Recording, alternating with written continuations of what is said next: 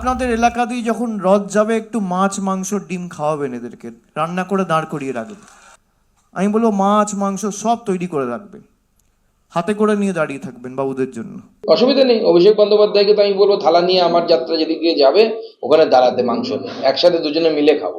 শাসক দল তৃণমূল কংগ্রেসকে ক্ষমতা থেকে উৎখাত করার লক্ষ্য নিয়ে আসন্ন বিধানসভা নির্বাচনকে পাখির চোখ করে জোর কদমে প্রচারে নেমে পড়েছে বিজেপি। রবিবার রাজ্য জুড়ে একসঙ্গে শুরু হয়েছে বিজেপির পরিবর্তন যাত্রা। অমিত শাহ, রাজনাথ সিং, জেপি নাড্ডা, ধর্মেন্দ্র প্রধান থেকে নীতিন নবীন, দেবেন্দ্র ফডনবিস। পরিবর্তন যাত্রায় বিজেপির একের পর এক বড় চমক। সরকার বদলের লক্ষ্যে মুড়িয়া গেরুয়া শিবির। সেই পরিবর্তন যাত্রা নিয়েই সোমবার কটাক্ষ ছুড়ে দিয়েছিলেন তৃণমূলের সর্বভারতীয় সাধারণ সম্পাদক অভিষেক বন্দ্যোপাধ্যায়। অভিযোগ করেছিলেন মানুষের ব্যক্তিগত খাদ্যাভ্যাসে হস্তক্ষেপ করছে বিজেপি। বাংলায় কে কি খাবে তা নিয়ন্ত্রণের চেষ্টা চলছে বলেও তিনি দাবি করেন। কে চিকেন প্যাটিস বিক্রি করবে আর কে ভেজ রোল বিক্রি করবে বিজেপির নেতারা ঠিক করছে। সাধারণ মানুষকে উদ্দেশ্য করে অভিষেক বন্দ্যোপাধ্যায় বলেন, গেরুয়া শিবিরের পরিবর্তন যাত্রা পথে মাছ মাংস ডিম রান্না করে খাওয়ান। দেশটাকে কোথায় নিয়ে গেছে? রথযাত্রা শুরু করেছে জমিদার বাবুরা। আমরা রথযাত্রা আষাঢ় মাসে হয়, শ্রাবণ মাসে হয় শুনেছি, জুলাইতে হয়, অগস্টে হয়, ভাই ফেব্রুয়ারি মার্চে রথ হয় আমি প্রথম দেখলাম। আমরা জগন্নাথ দেবের রথের কথা শুনেছি, আমরা মহাভারতে শ্রীকৃষ্ণ অর্জুনের রথের কথা শুনেছি, আমরা দেবদেবীদের রথের কথা শুনেছি। 2 নম্বর চিটিংবাজদের রথের কথা শুনিনি, এই প্রথম শুনলাম।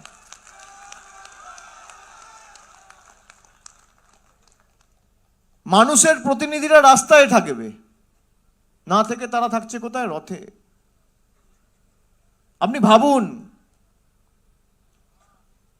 মানুষ যাদের নির্বাচিত করেছে তাদের পায়ে যদি মাটিতে না পড়ে, তারা যদি রথে বসে ভাষণবাজি করে আর নির্দেশিকা জারি করে আর নিদান দেয়, আর ক্ষমতায় না আসার পরে বিরোধী দলে থেকে রথে চড়ছে, তাহলে যদি ক্ষমতায় থাকতো এরা কিসে চড়তো? 70টা এমএলএ পেয়ে রথ, তাহলে এরা যদি 200 পার করতো কি হতো? বিজেপির বিহারের উপমুখ্যমন্ত্রী বলছে মাছ মাংস বিক্রি করা যাবে না। কারা মাছ খান একটু হাত তুলুন তো, কারা খান? খান তো? আপনাদের এলাকা দিয়ে যখন রথ যাবে একটু মাছ মাংস ডিম খাওয়াবেন, এদেরকে রান্না করে দাঁড় করিয়ে রাখবেন। আমি বলবো মাছ মাংস সব তৈরি করে রাখবেন, হাতে করে নিয়ে দাঁড়িয়ে থাকবেন বাবুদের জন্য। বাংলায় কে মাছ খাবে কে মাংস খাবে বিহারের উপমুখ্যমন্ত্রী ঠিক করছে। আর বলবেন রথগুলো করে এসছেন সেটা সযত্নে রাখবেন। তার কারণ আমরা যেমন রথের প্রথা বা রথের তাৎপর্য জানি, আমরা উল্টো রথের তাৎপর্য এবং প্রথাটাও মেনে চলি। উল্টো রথে করে আবার কাউকে গুজরাটে, আর কাউকে মধ্যপ্রদেশে, আর কাউকে দিল্লিতে, আর কাউকে রাজস্থানে ফিরে যেতে হবে। অভিষেকের এই মন্তব্যের পরেই রাজনৈতিক মহলে চর্চা শুরু হয়ে যায়। পাল্টা জবাবে সুকান্ত মজুমদার স্পষ্ট ভাষায় জানান, কারো খাদ্যাভ্যাস নির্ধারণ করার অধিকার কারো নেই। তাঁর কথায় কে মাছ মাংস খাবেন আর কে খাবেন না তা সম্পূর্ণ তার ব্যক্তিগত বিষয়।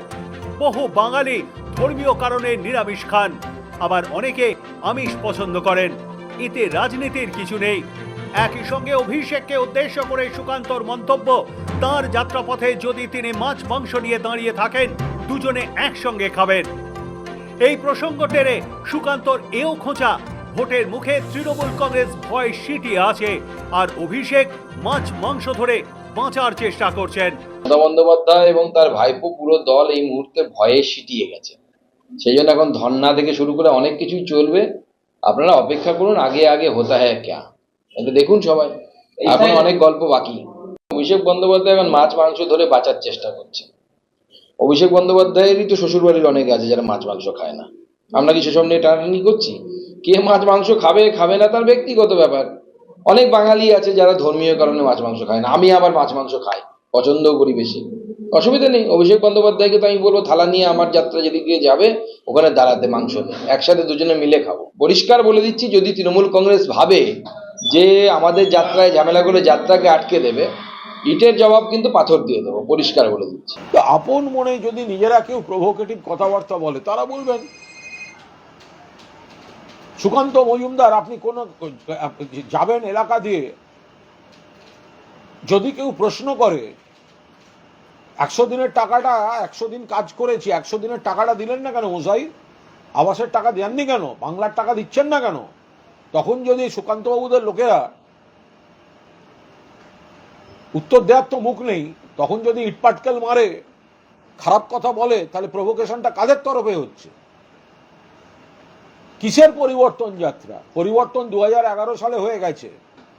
এবার ওনাদের বিদায় যাত্রা, এবার ওনাদের বিনাশ যাত্রা, আর এবার বাংলায় প্রত্যাবর্তন হবে, মমতা বন্দ্যোপাধ্যায় সরকারের প্রত্যাবর্তন হবে। বাবুরা যেখানে যাবেন, কোনো মানুষ যদি প্রশ্ন করে কেন টাকা বন্ধ, সেগুলো আপনাদের পোশাক গুন্ডা দিয়ে ইটপাটকেল না মারিয়ে উত্তর দেওয়ার জন্য প্রস্তুত থাকবেন।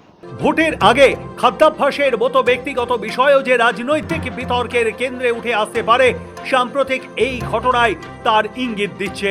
নির্বাচনের আগে আবেগ ও পরিচয়ের প্রশ্নকে সামনে রেখে মেরুকরণের চেষ্টা নতুন নয়, তবে সাধারণ মানুষের দৈনন্দিন জীবনের অংশ হয়ে থাকা খাবারও ভোটের আগে যে আলোচনায় জায়গা করে নেবে তা অনেকের কাছেই বিস্ময়ের। ব্যুরো রিপোর্ট, সময়, কলকাতা।